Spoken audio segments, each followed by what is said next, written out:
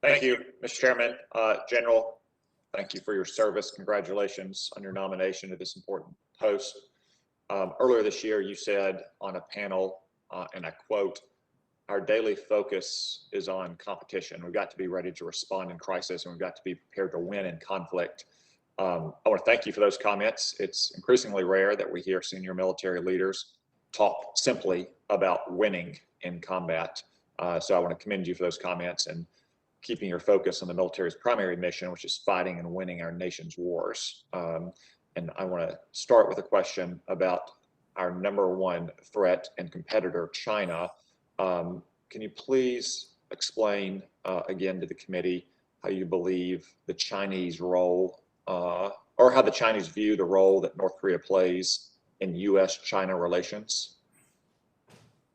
Yes, Senator, and thanks for the time last week. I think North Korea is another arrow in the quiver, or another lever in their diplomatic, information, military, economic levers that they would pull. I think it's what I don't have, and maybe in a different setting can talk about is, what the things that they're doing to maintain pressure or to pull to get KJU to do things for them. What do you think is a greater irritant to the Chinese Communist Party, the presence of nuclear weapons in North Korea or the presence of American troops in South Korea?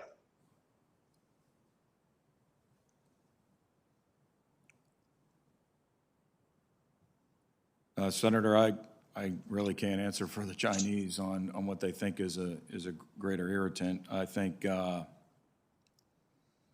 both of them give the Chinese Communist Party reason to pause, and I do know that the Chinese do not want them to have nuclear weapons. I also know that they don't want us in their region.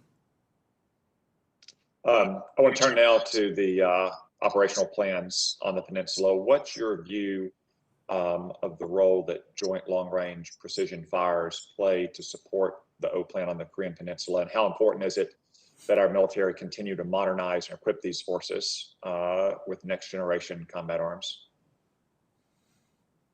Yes, Senator. The Long-Range Precision Fires, gives us, not just at the tactical level, but at the operational level, it gives us the ability to do operational maneuver. And again, it gives us another all-weather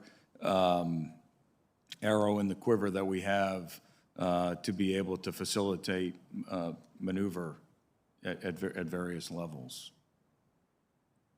Thank you.